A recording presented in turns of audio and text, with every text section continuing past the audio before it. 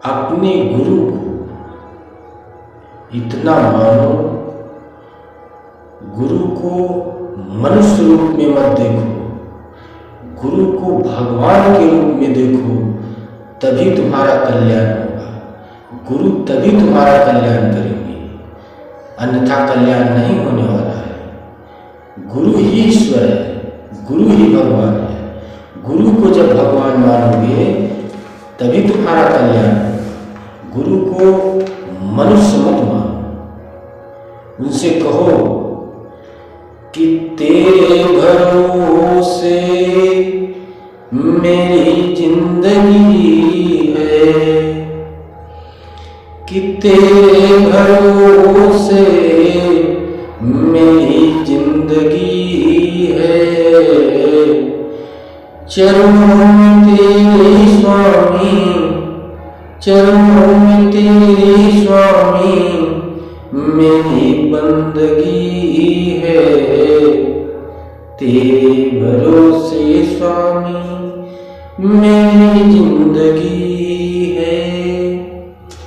जब गुरु को ईश्वर का दर्जा देकर ईश्वर की तरह मानोगे तभी जो है गुरु तुम्हारा उद्धार करेंगे, नहीं तो नहीं हो सकता उद्धार।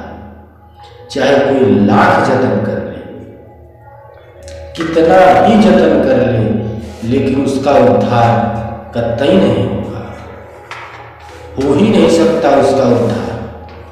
जब गुरु को मनुष्य मानोगे तो नहीं होने वाला है उद्धार।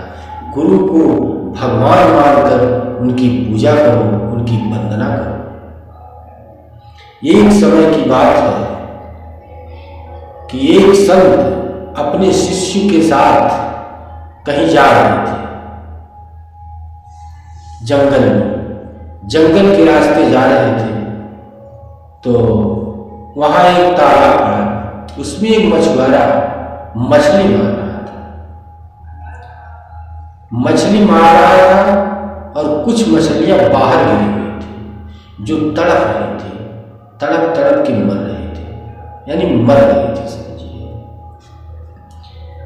तो शिष्य ने गुरु से पूछा कि हे गुरुदेव,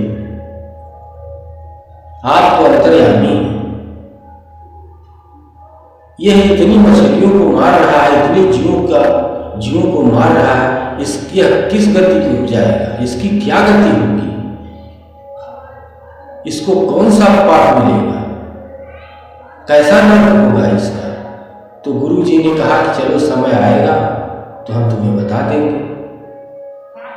गुरु जी चल दिए रास्ते में, फिर अपने गंतव्य तक पहुंचे।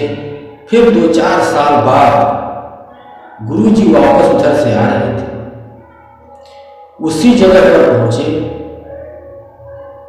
तो उसको याद पड़ा कि गुरु जी से ही पूछे थे, गुरु जी ने उत्तर नहीं दिया और कहा था कि गुरु जी ने कहा था कि 2 दिन समय आने पर हम बता देंगे। आज समय आ गया है, हम सोच रहे हैं कि आज जरूर पूछेंगे गुरु जी से। तो गुरु जी ने, तो शिष्य ने पूछा कि गुरुदेव, उस दिन आपसे मैंने पूछा था कि एक मछुआरा था, तो उसको कौन सा दंड मिलेगा, कैसा दंड मिलेगा, उसको दंड मिलेगा कि नहीं मिलेगा गुरुजी? आपने बताया नहीं, आपने कहा कि समय आने पर बता देंगे। तो गुरु जी ने कहा कि समय आ गया है, बता रहे हैं, आगे चलते रहो। तो आगे चलते चलते चलते जंगल के में, जब जंगल बीच में आया तो एक हाथी का बच्चा 2 पेड़ के बीच में फंस गया था और वह निकलने की कोशिश में उसका पूरा शरीर छलनी छलनी हो गया था, छिला गया था और वह उसी में बहुत दिनों से फंसा हुआ था।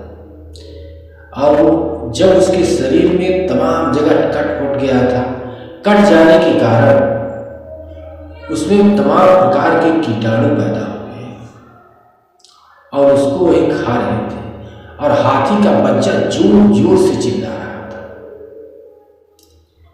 तो शिष्य का ध्यान उस पर पड़ा तो कहा, गुरु जी, यह किस दंड का भागी है, इसको कौन सा पाप, इसने कौन सा पाप किया है कि इसको इतना बड़ा दंड मिल रहा है। देखिए गुरुजी, इसके शरीर में कीड़े पड़े हुए हैं और काट रहे हैं, चिल्ला रहा है।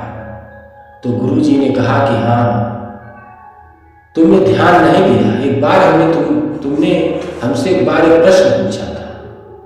तो शिष्य ने कहा, कौन सा प्रश्न गुरुजी?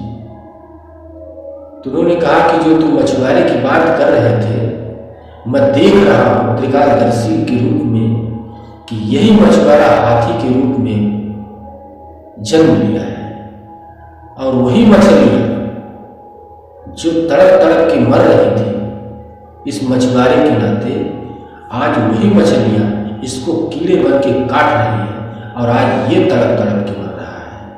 यही होता है मांस खाने का नतीजा। इसलिए भक्तों, मांस जहां तक हो सके परहेज करना चाहिए, नहीं खाना चाहिए। मांस खाने से बहुत बड़ा पाप लगता है दोस्तों। इसलिए जहां तक हो सके वहां तक परहेज जरूर करना चाहिए। परहेज करने से ही आपको सद्गति प्राप्त होगी, क्योंकि भगवान की भजन करने के लिए आपको मांस का आहार नहीं करना है। क्योंकि किसी भी धर्म में साधु संतों ने मांस खाने का विधान नहीं किया, क्योंकि मांस खाने से हमारा तन मन अपवित्र हो जाता है और हम पवित्रता को छोड़कर अपवित्रता की ओर चले जाते हैं। इसलिए गुरु के चरणों में हमेशा शीश नवाते रहो और उन्हीं की वंदना करो कि रात दिवस मैं तुमको न भूलूं,